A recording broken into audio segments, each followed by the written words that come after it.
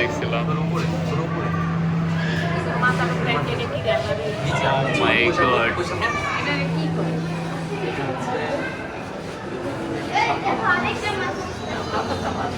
শাপলা পাতা মাছ। এটা হচ্ছে ফুলকা। এই যে লেজ। শার্ক কোথায়? শার্ক এই যে উপরে চলে আসছে, উপরে চলে আসছে। ও শিট, শার্ক।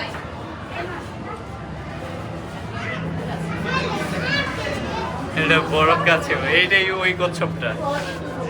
আরে না, ওইটা আরো